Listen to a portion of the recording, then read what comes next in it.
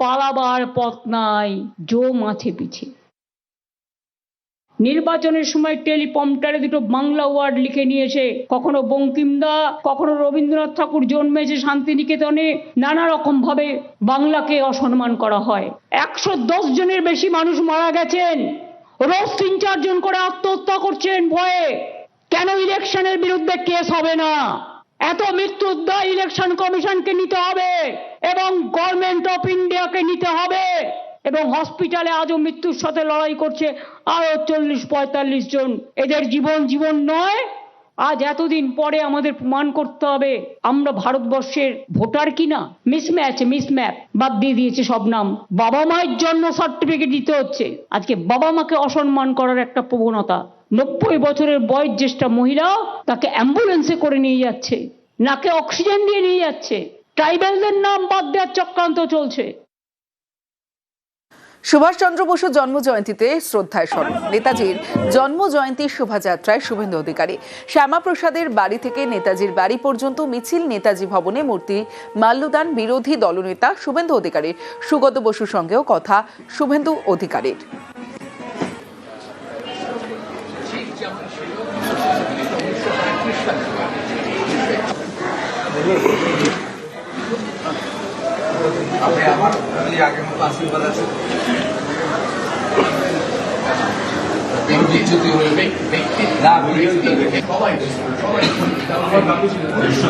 সালে 100 বছর আগে মান্দালয় জেলে নেতাজি হিন্দুদের বিরুদ্ধে পরাক্রম দিবস পালন করুন। দিকে পরাক্রম দিবস পালন করুন।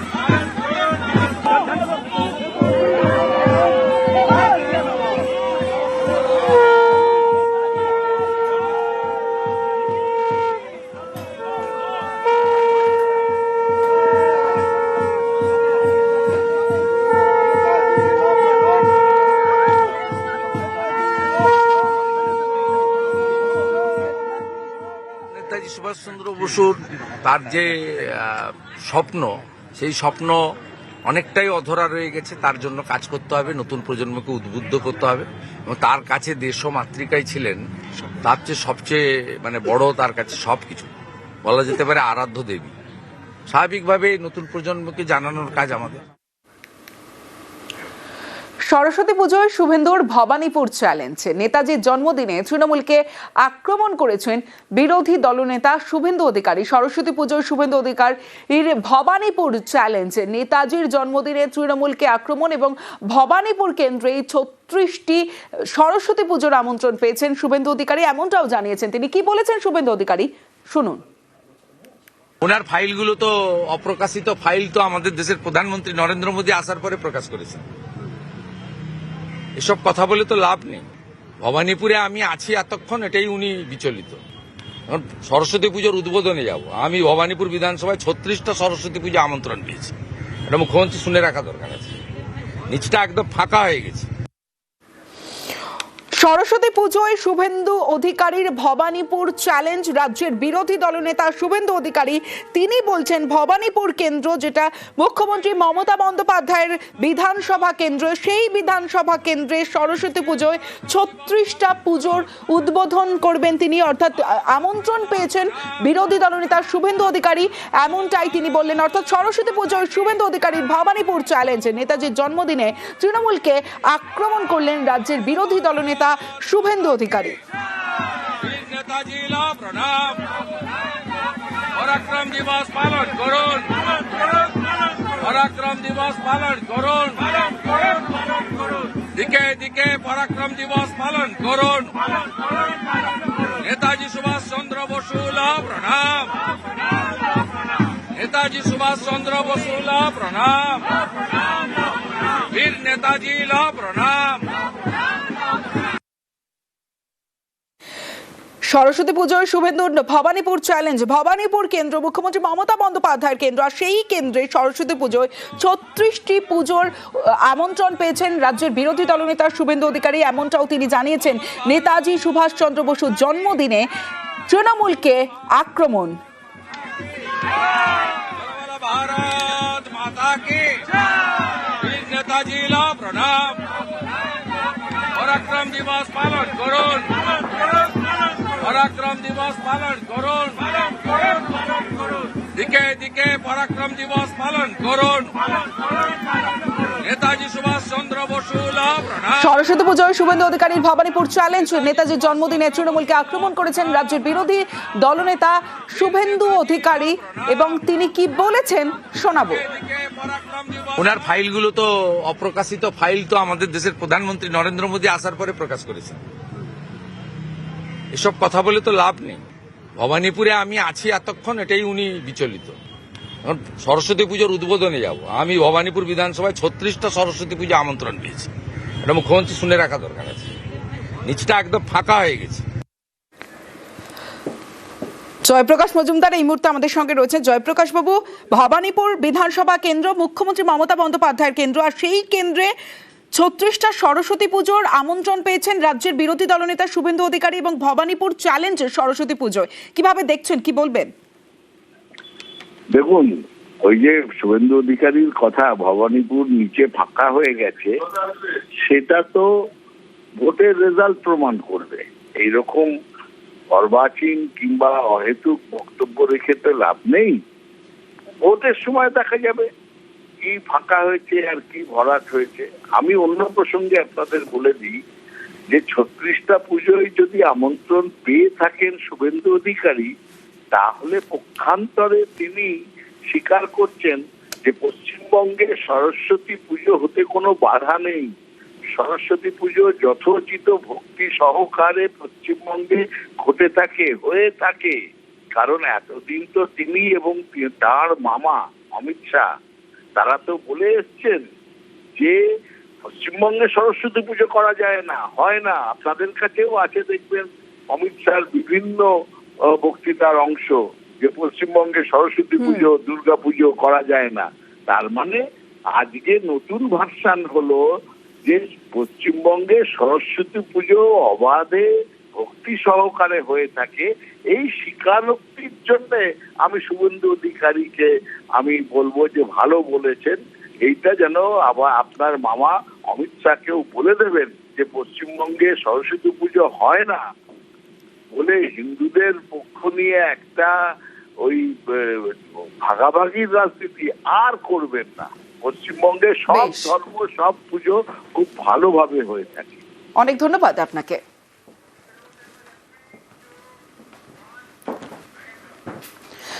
যোগমায়া দেবী কলেজের সরস্বতী পুজোয় মুখ্যমন্ত্রী মমতা বন্দ্যোপাধ্যায় তিনি আজ যান সেখানে। যোগমায়া দেবী কলেজ, আর সেই কলেজের সরস্বতী পুজোয় মুখ্যমন্ত্রী মমতা বন্দ্যোপাধ্যায় এবং তাকেও সম্বর্ধনা জানানো হয় কলেজ কর্তৃপক্ষের তরফে। দেখছেন সেই ছবি, যোগমায়া দেবী কলেজের সরস্বতী পুজোয় মুখ্যমন্ত্রী মমতা বন্দ্যোপাধ্যায়।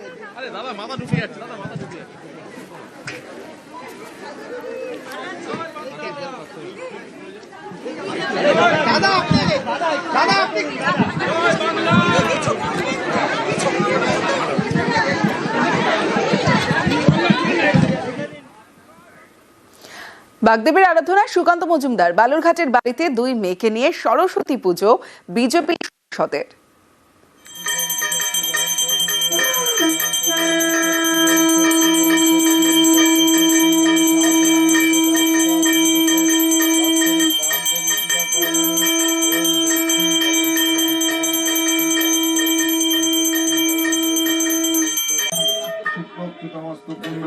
শ্রী বিষ্ণু প্রণাতু একদন্ত মহাকাল লম্বোদর গজানন বিঘ্ননাশ করম বেদাম পানার্থ জগং শ্রী সূর্যায় নিবেদয়ামি নমো সুপ্রক্ষিতমস্তু পুণ্ডরিকাক্ষ শ্রী বিষ্ণু।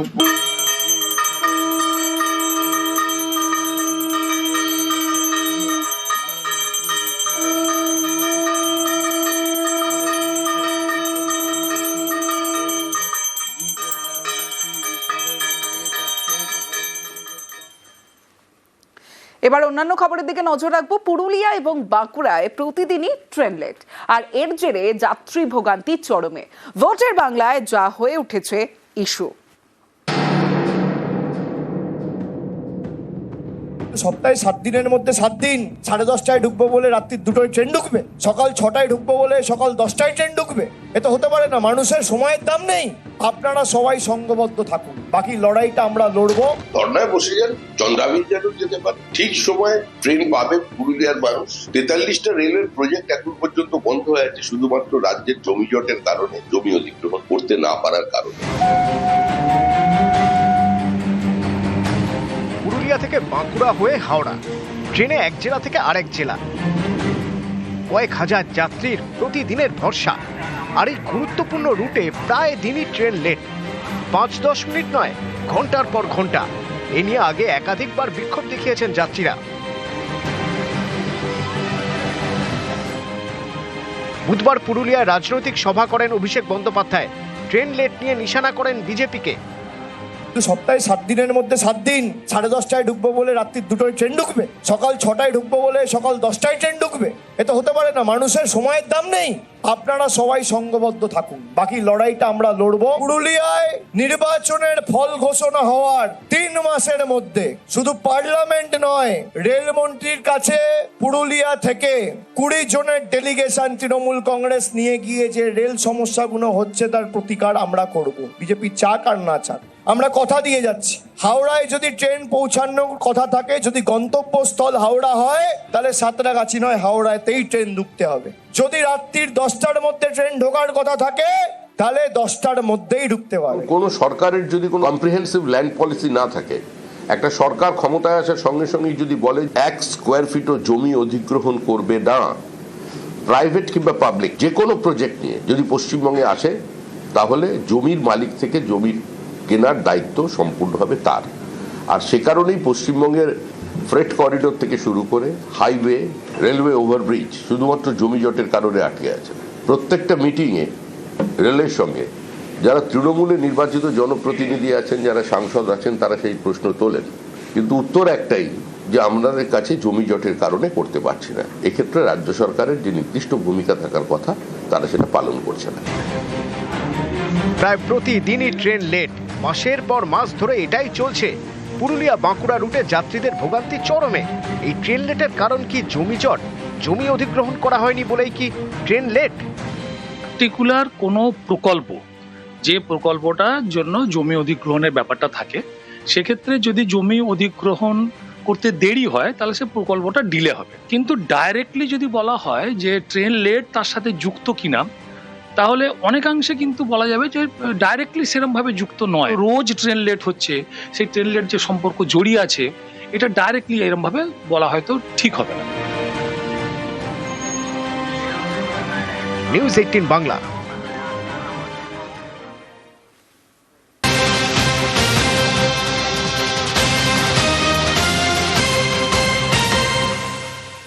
এবার ভাঙড়ের খবরের দিকে নজর রাখবো। ভাঙড়ে এসআইআর প্রক্রিয়াকে কেন্দ্র করে উত্তেজনা। পঞ্চায়েত সদস্যের বাড়িতে শংসাপত্র নিতে যান মহিলা, আর তারপর কি হয়েছে দেখুন, ছবিটা দেখলে বুঝতে পারবেন।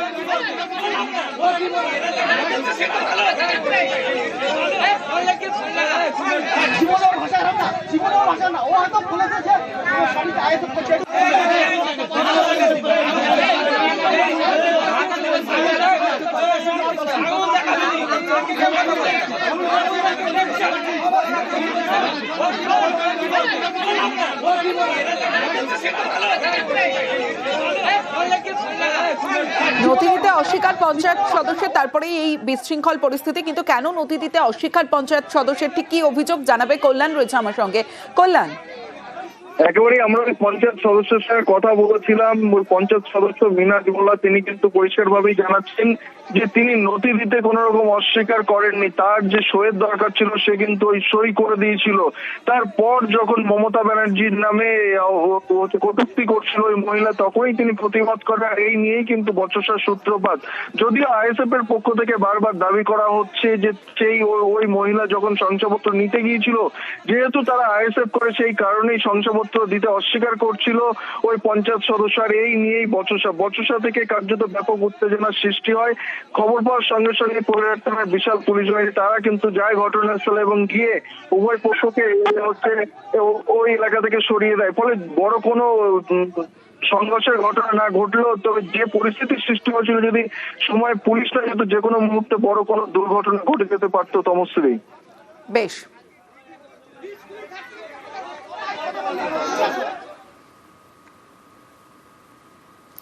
হিরণ চট্টোপাধ্যায়ের স্ত্রীর অভিযোগে মামলা রুজু আনন্দপুর থানার পুলিশের। হিরণের বিরুদ্ধে অভিযোগ অনিন্দিতা চট্টোপাধ্যায়ের। ঠিক কি অভিযোগ অনিন্দিতা চট্টোপাধ্যায়ের জানবো, রওনক রয়েছে আমার সঙ্গে। রওনক, দেখো, একেবারেই অনিন্দিতা চট্টোপাধ্যায় তিনি আনন্দপুর থানায় যে লিখিত অভিযোগ দায়ের করেছিলেন তার ভিত্তিতে ইতিমধ্যে মামলা রুজু করলো আনন্দপুর থানার পুলিশ।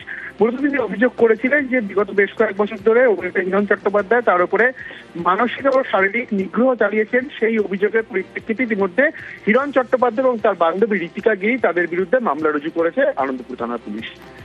বেশ।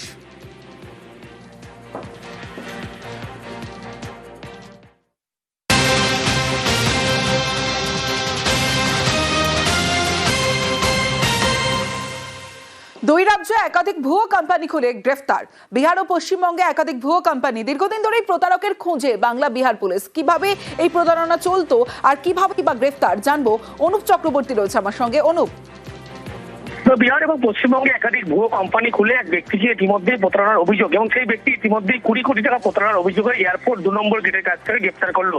বহুতলায় 5 তলায় গা ঢাকা দিয়েছিল সন্দীপ শর্মা নামে এক ব্যক্তি। গত 4 বছর ধরে একাধিক মামলা ছিল তার বিরুদ্ধে। বিহার পুলিশ এবং রাজ্য পুলিশের পক্ষ থেকে অনেকদিন ধরে খোঁজার চেষ্টা হচ্ছিল। বিহারেও তার বিরুদ্ধে প্রতারণার মামলা রয়েছে এবং এয়ারপোর্ট সংলগ্ন এলাকা তাকে গ্রেফতার করা হয়। ইতিমধ্যে বিহার পুলিশের পক্ষ থেকে তাকে চার্জশিট রিমান্ডে বিহার নিয়ে যাওয়া হচ্ছে এবং তার বিরুদ্ধে যে অভিযোগ 20 কোটি টাকা কিন্তু প্রতারণার অভিযোগ রয়েছে। শুধুমাত্র পশ্চিমবঙ্গ নয়, পশ্চিমবঙ্গ ছাড়াও বিহারেও তার বিরুদ্ধে একাধিক এই কোম্পানি খুলে এভাবে প্রতারণার অভিযোগ এবং 4 বছর ধরে এয়ারপোর্ট সংলগ্ন এলাকায় গা ঢাকা দিয়েছিল এবং সেখান থেকেই গতকাল রাতে গ্রেফতার করা হয়েছে। আজকে আদালতে পেশ করার পরে চার্জশিট রিমান্ডে অভিযুক্তকে বিহার নিয়ে যাওয়া হচ্ছে। বেশ অনুপ। पेमेंट गेटवे ये अपने रजिस्टर्ड कंपनी के नाम से रखे हुए था। वहाँ पे जो भी ट्रांजैक्शन होता था ह्यूज अमाउंट के बाद ये रोक लिया पूरा पेमेंट को, और 2022 में रोका। उस समय से आज दे रहे हैं, कल दे रहे हैं, आज दे रहे हैं, कल दे रहे हैं, ऐसे करते करते आज 4 दिन का चेक बाउंस हुआ है। तो वहाँ से फिर केस हुआ है, उसके बाद ये कार्रवाई और ये सिविल कोर्ट वहाँ पटना हाई कोर्ट से जो है ना, ये मिला हुआ कि आपको पेमेंट करना है, नहीं तो जेल जाना है। ये भागे फिरे चल रहा है। कितना रुपया लिया है? 1 करोड़ 41 लाख का तो मेरा है। हाँ। और 5 करोड़ जो है ये लोकल वेस्ट बंगाल का है। हाँ। टोटल जो है 20 करोड़ का गवर्न इसके ऊपर लाइबिलिटी है।